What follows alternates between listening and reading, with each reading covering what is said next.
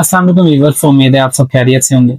ठीक है, आज का बच्चों हमारा जो टॉपिक है वो हमारे पास है इलेक्ट्रिक पोटेंशियल। इलेक्ट्रिक पोटेंशियल को ना इसे प्रीवियस वाले लेक्चर के अंदर ना मैं ब्रीफली एक्सप्लेन करके आ चुका हूँ। ठीक है, इसलिए मैं सिर्फ आपको ना उसकी थोड़ी सी मैथमेटिकल कैलकुलेशन करवाऊंगा और उसकी जो है वो डेफिनेशन को क्या करवाऊंगा, रीड आउट करवाऊंगा, ताकि हम लोग जो है अपने लॉन्ग क्वेश्चन को क्या कर सके, सॉल्व कर सकें, जो कि हमारे पास पेपर के अंदर आता है।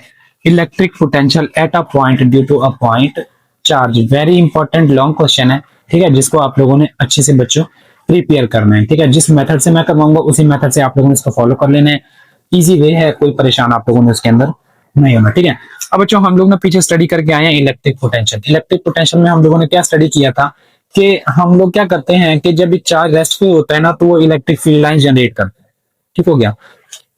अब हम एक चार्ज को उठाते हैं इन्फिनिटी से और उसको मूव करवाते हैं इलेक्ट्रिक फील्ड के अगेंस्ट। मैंने आपको बताया था जब भी इलेक्ट्रिक फील्ड के ऑपोजिट जाओगे ना तो आप लोग वर्क करोगे। क्या करोगे? वर्क। वही work in the sense of energy आपके चार्ज के अंदर क्या हो जाएगा बच्चों? स्टोर हो जाएगा। ठीक हो गया। उसी चीज को आप लोग क्या कहते हैं? पोटेंशियल डिफरेंस का नाम दे देते हैं। और ऐसा यूनिट उसका हमारे पास वोल्ट होता है। तो ये रफ सी डायग्राम है, मैं ये समझा देता हूँ, देन हम जो है ना मेन टॉपिक की तरफ आएंगे। तो आपके पास ना एक चार्ज है, ये इलेक्ट्रिक फील्ड लाइंस जनरेट कर रहा है। पॉजिटिव के लिए इलेक्ट्रिक फील्ड लाइंस की डायरेक्शन बाहर की तरफ होती है। इस पॉइंट पर ना मुझे क्या चाहिए है? एनर्जी की वैल्यू चाहिए। आपने चार्ज उठाना है इन्फिनिटी से। इन्फिनिटी से क्यों उठाना है? क्योंकि हमारे पास जब इसको इन्फिनिटी से उठाया जाएगा तो ये फील्ड से बाहर होगा। इसका मतलब ये होता है कि इसके पास पहले से कोई वर्क जो है, वर्क की वैल्यू जो है वो मौजूद नहीं होगी, ना ही एनर्जी होगी। ठीक है, इसलिए हम इसको इन्फिनिटी से उठाते थे। तो मैं इसको इस फील्ड के अंदर क्या करवाऊंगा? मूव करवाऊंगा। मैं इसको मूव करवाऊंगा आगे की तरफ, लेकिन जो फील्ड की डायरेक्शन है वो किस तरफ है? पीछे की तरफ। मतलब हम अपोज कर रहे हैं एक दूसरे को। तो जब भी आप फील्ड के अगेंस्ट होगे तो चार्ज क्या करेगा? वर्क करेगा। ठीक है, वही work in the sense of energy आपके चार्ज के अंदर क्या हो जाएगा बच्चों? स्टोर हो जाएगा। ठीक है, उसी चीज को आप लोग क्या कहते हैं? इलेक्ट्रिक पोटेंशियल का नाम दे देते हैं। डेफिनेशन पहले से ही राइट ऑन है, मैंने भी समझाई हुई है, आप रीड आउट कर लें। The amount of work done in bringing a unit positive test charge from infinity to that point. आपको किसी इन्फिनिटी पॉइंट से टेस्ट चार्ज को पॉइंट ए तक लाने में जितना वर्क करना पड़ेगा ना, उसको बच्चों आप लोग क्या कहेंगे? इलेक्ट्रिक पोटेंशियल का नाम दे देंगे। इसका फॉर्मूला होता है V is equal to W divided by Q. इसको हम प्रूव कर लेते हैं। एज वी नो दैट, आपको मैंने पढ़ाया था इलेक्ट्रिक पोटेंशियल डिफरेंस, उसमें हमने ये फॉर्मूला बनाया था, delta V is equal to W A B divided by Q. अगर आपने वो लेक्चर नहीं लिखा तो पीछे जाकर आप लोग देख सकते हैं। ठीक है, तो हमारे पास ये जो डेल्टा V है ये चेंज है। क्या है? चेंज। इनिशियल पॉइंट ये है, फाइनल पॉइंट आपका ये है। तो अगर मुझे ये चेंज राइट ऑन करनी है ना तो आपने क्या करना है? फाइनल में से इनिशियल को सब्ट्रैक्ट कर देना है। ठीक है, तो वर्क की वैल्यू यहाँ पर डब्ल्यू बी होगी, यहाँ पर डब्ल्यू ए होगी हमारे पास। ये हमने इलेक्ट्रिक पोटेंशियल डिफरेंस के अंदर स्टडी किया है, तो ये फॉर्मूला हमारे पास आता था। ठीक है, मुझे इस चीज को ओपन करना है तो V A negative V B is equal to W A negative W B divided by क्या हो गया? क्यों? अब ये जो पॉइंट बी है बच्चों, ये हमारे पास कहाँ पे है? इंफिनिटी पे है। मैंने कंडीशन भी लिखी हुई है कि ये पॉइंट कहाँ पे है? इंफिनिटी पे है। और जो भी पॉइंट इंफिनिटी पे हो वहां पर वैल्यूज क्या हो जाती है? जीरो। तो पोटेंशियल की वैल्यू भी जीरो और चार्ज की वैल्यू, वर्क की वैल्यू भी जीरो। तो मेरे पास ये भी जीरो और ये भी जीरो, ये भी जीरो और ये भी। सिंपली हमारे पास ये फॉर्मूला बन गया। अब सिंपल एक पॉइंट है तो मैं इसको जनरली जो है वो कुछ इस तरह से क्या कर सकता हूँ? राइट ऑन कर सकता हूँ। इसका ऐसा यूनिट जो है वो हमारे पास वोल्ट होता है और 1 वोल्ट जो है वो 1 जूल पर कूलम के इक्वल होता है। ओके हो गया। अभी हम लोग जो है ना वो बात करते हैं अपने मेन पॉइंट की, जो कि हमारे पास है electric potential at a point due to a point charge हमारे पास। ठीक है, इसी तरह से ये क्वेश्चन आप लोगों के पास पूछा जाता है बच्चों। ओके, हमारे पास एक चार्ज है। ठीक है, ये मैंने रेड कलर में एक चार्ज बनाया हुआ है। ये ना इलेक्ट्रिक फील्ड लाइंस को जनरेट कर रहा है। इलेक्ट्रिक फील्ड लाइंस की डायरेक्शन ब्लू से मैंने डिनोट की। वैसे तो इनफाइनाइट होती है, लेकिन मैंने कोई सी 4 फील्ड लाइंस ली है। ठीक है, आपको समझाने के लिए। तो किसी भी एक लाइन को ना आप रेफरेंस पॉइंट ले लें। मैंने ना इस पॉइंट, ये जो लाइन है इसको रेफरेंस पॉइंट ले लें। ठीक हो गया। मुझे ना पॉइंट ए के ऊपर क्या चाहिए है? पोटेंशियल की ना वैल्यू चाहिए है। क्या चाहिए? पोटेंशियल की वैल्यू चाहिए। अब अगर मुझे इसके लिए पोटेंशियल की वैल्यू चाहिए ना तो आपको एक चार्ज को उठाना है। कहां से? इन्फिनिटी से। ये जो पॉइंट बी है ना ये इन्फिनिटी के ऊपर है और इसको मूव करवाना है पॉइंट ए की तरफ। तो आप लोग क्या कर लेंगे? पोटेंशियल की वैल्यू को फाइंड आउट कर लेंगे, जो कि हमारे पास यहाँ पे हुआ। ठीक हो गया। अब ये कोई एक पॉइंट है ए और ये कोई पॉइंट है बी। ठीक हो गया। अब यहां से और यहां तक जो डिस्टेंस है ना बच्चों वो है आर ए। चार्ज से और पॉइंट बी तक का जो डिस्टेंस है वो है आर बी। इन दो पॉइंट्स के दरमियान मैंने जो डिस्टेंस लिया है वो डेल्टा आर। चार्ज से और इन दोनों पॉइंट्स के मिड तक का जो डिस्टेंस है वो बच्चों हमारे पास क्या है? आर है। अब या तो मैं क्या करूं कि पॉइंट बी से चार्ज को उठाऊं और ए की तरफ आ जाऊं, या ए से उठाऊं और किस तरफ चला जाऊं, बी की तरफ चला जाऊं। दोनों ही सेंस में मुझे क्या करना पड़ेगा, इक्वल अमाउंट में वर्क करना पड़ेगा, क्योंकि मेरे पास इलेक्ट्रिक फील्ड और इलेक्ट्रिक फोर्स है वो दोनों ही बच्चों क्या है, कंजर्वेटिव फोर्सेज है हमारे पास, या फील्ड है हमारे पास। ठीक हो गया। तो आप बी से ए की तरफ आए चाहे ए से बी की तरफ जाएं, वर्क आपको क्या करना होगा, इक्वल अमाउंट में करना होगा। हाँ, ये हो सकता है कि डायरेक्शन मुखालिफ हो सकती है एक दूसरे के, बट वर्क की वैल्यू क्या रहेगी, सेम ही रहेगी हमारे पास। ठीक है, तो हम लोग इसको स्टार्ट करते हैं। यहाँ पर मुझे क्या चाहिए है, पोटेंशियल की वैल्यू चाहिए बच्चों। तो पोटेंशियल की वैल्यू को निकालने के लिए ना आप लोगों को यहाँ पर जो फॉर्मूला यूज करना है ना, वो आप लोगों को यूज करना है पोटेंशियल ग्रेडियंट का। ठीक है, तो ये आप लोग फर्स्ट ईयर में भी स्टडी करके आए हैं। तो यहाँ पे हम क्या करेंगे, यूजिंग द टर्म ऑफ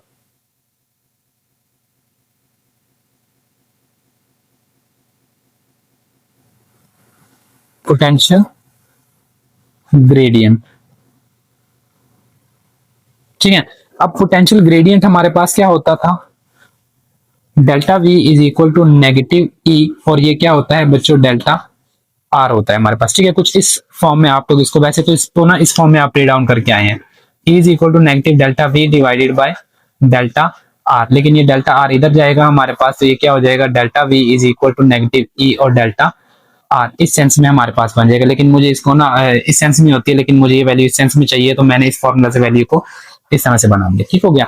अब यहाँ पर आपको दो वैल्यूज चाहिए, एक इलेक्ट्रिक फील्ड की वैल्यू चाहिए, ये भी आपने फर्स्ट ईयर के अंदर स्टडी की हुई है। उसके बाद मुझे डेल्टा आर चाहिए, डिस्प्लेसमेंट चाहिए, जो कि मैंने आर ए और आर बी यहाँ पर राइट ऑन किया हुआ है। अगर हम उन दोनों चीजों को देखो ना, तो बच्चों हमारे पास जो ई है वो हमारे पास होता है 1/4 पाई एप्सिलॉन और हमारे पास Q डिवाइडेड बाय R का स्क्वायर। ये आप लोग ना फर्स्ट ईयर में स्टडी करके आए हो। इसको जनरली ना मैं लिख सकता हूँ K Q divided bye R का स्क्वायर, क्योंकि ये हमारे पास वैल्यू जो है वो K के इक्वल होती है। ठीक है, ये K के इक्वल है, इसलिए मैंने इसको डायरेक्ट जो है ना वो K लिख लिया, ताकि आपका क्वेश्चन जो है वो कॉम्प्लिकेटेड ना हो।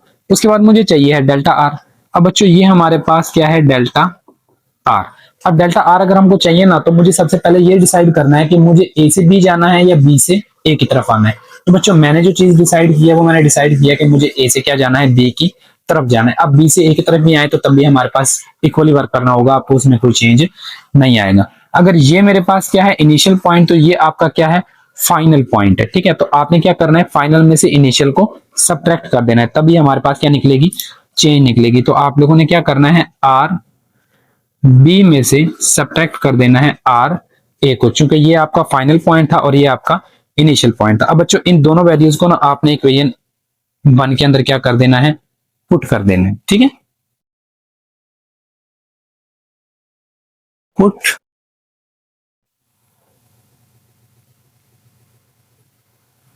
The value of E and delta are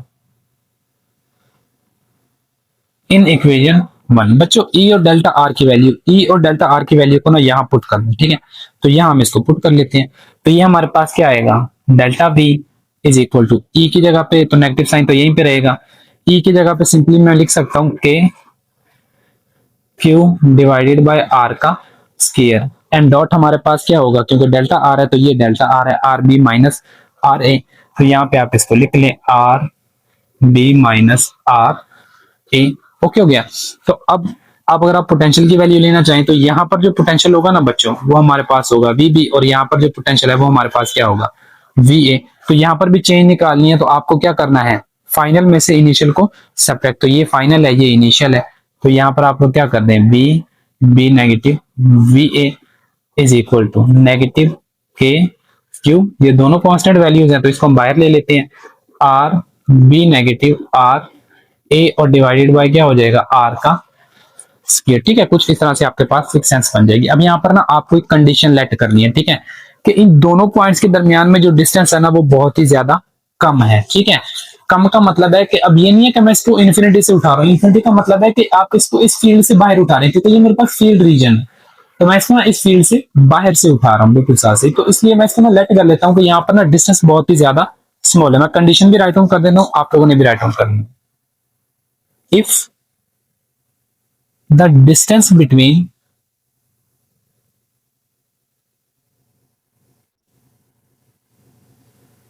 point A and B is very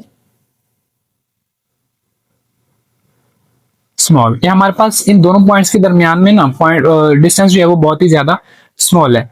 आपके पास जो आर ए है वो अप्रोक्सीमेटली इक्वल है आर बी के, और ये दोनों अप्रोक्सीमेटली इक्वल है किस चीज के बच्चों? आर के हमारे पास इक्वल है। ये कोई इक्वेशन है 2। नाउ अब मुझे ना ये आर स्क्वायर चाहिए, तो मैं यहाँ पे क्या लूं? R square. तो आर स्क्वायर को मैं लिख सकता हूँ आर डॉट आर, क्योंकि अब इन दोनों को जब मैं क्या करवाऊंगा, मल्टीप्लाई करवाऊंगा, तो इसकी पावर भी 1 और इसकी पावर भी 1, तो दोनों मेरे पास ऐड होकर क्या बना देंगे? आर स्क्वायर ही बना देंगे। ठीक है, ये मैथ का रूल हम लोग यहाँ पे जो है ना वो यूज करें, तो इजीली आप इसको अंडरस्टैंड कर सकते हैं। ठीक हो गया। अब इनमें से ना एक को आप क्या ले लें? आर ए ले लें, और एक को आप क्या ले लें? आर बी ले लें, चूंकि ये दोनों ही किसके इक्वल हैं? आर के इक्वल है। तो ये हमारे पास आर स्क्वायर की वैल्यू आ गई। इस वैल्यू को उठाएं और यहाँ पे पुट कर दें। तो आप क्या करें? Put the value of R square in equation 2। मसावा 2 के अंदर जो है ना आप लोग इस वैल्यू को पुट कर दें यहाँ पर, तो हमारे पास क्या आएगा? V B negative V A is equal to negative K Q, और यहाँ पे बच्चों हमारे पास आएगा R B negative R A, और डिवीजन में हमारे पास आर स्क्वायर की जगह पे क्या आएगा? आर ए और आर बी। तो आर ए और क्या आएगा? आर बी हमारे पास आ जाएगा। ठीक है, अब ये जो डिनोमिनेटर है वो नोमिनेटर के ऊपर आर बी पर भी डिवाइड हो रहा है और आर ए के ऊपर भी डिवाइड हो रहा है, तो डिफरेंटली आप इसको जो है ना सेपरेटली जो है वो डिवाइड कर ले। तो V B negative V A is equal to negative A and Q, तो हमारे पास ये आ जाएगा R B R A divided by R B, negative R A और R A divided by R B. हमारे पास कुछ ये फैक्टर आप लोगों के पास यहाँ पर बन जाएगा। ठीक है, अब यहाँ से जो आर बी है वो आर बी के साथ बच्चों कैंसिल हो रहा है, जो आर ए है वो आर ए के साथ क्या हो रहा है? यहाँ पर कैंसिल आउट हो रहा है हमारे पास। ठीक है, बाकी जो रिमेनिंग रह जाता है हम लोग इसको यहाँ पे ड्रॉ करते हैं। मैं इसको रेज कर देता हूँ।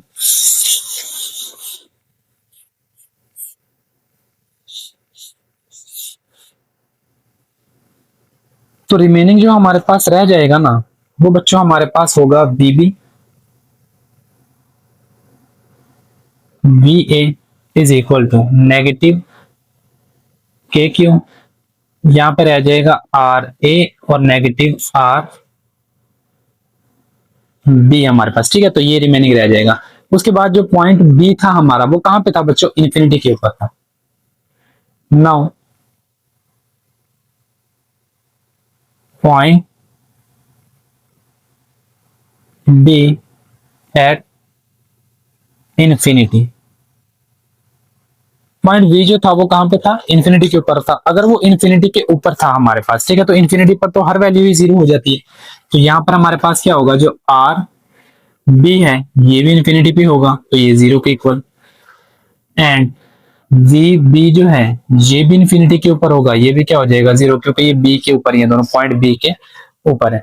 इन वैल्यूज को यहाँ पे पुट कर दें, यहाँ पे पुट करेंगे बच्चों तो ये हमारे पास आ जाएगा 0 negative B A is equal to negative K Q 1 over R A और नेगेटिव 0 हमारे पास। ठीक, क्योंकि 1 ओवर इन्फिनिटी तो 0 ही आ जाएगा मेरे पास। ठीक है, तो यहाँ पर आपकी जो इक्वेशन है वो बन जाती है negative B A is equal to negative K Q, और बाकी हमारे पास आर ए। यहाँ पे नेगेटिव जो है वो नेगेटिव से कैंसिल, तो रिमेनिंग आपके पास B A is equal to K Q divided by R and A. Again देखिए आपके पास सिंपल ए की पॉइंट है, तो अगर मेरे पास सिंपल ए की पॉइंट है ना, इसको मैं लिख सकता हूँ v is equal to K Q divided by are. तो इस फॉर्मूला को यूज करके आप लोग क्या कर सकते हैं बच्चों? इस पॉइंट के ऊपर पोटेंशियल की वैल्यू को फाइंड आउट कर सकते हैं। ठीक हो गया। अब अगर आपको ये अकॉर्डिंग टू योर बुक लिखना है, तो हमारे पास जो के की वैल्यू है वो बच्चों क्या होती है? 1 ओवर 4 पाई एप्सिलॉन नॉट। तो हमारे पास क्या होगा? v is equal to 1 over 4 pi epsilon naught, और ये मेरे पास q डिवाइडेड बाय बच्चों r आ जाएगा। ठीक है, तो यहाँ पर इस फॉर्मूला को यूज करके आप लोग किसी भी पॉइंट पे क्या कर सकते हैं? पोटेंशियल की वैल्यू को फाइंड आउट कर सकते हैं बच्चों। ये हमारे पास होता है electric potential at a point due to a point charge. I hope so आप लोगों को ये जो टॉपिक है वो समझ आया होगा।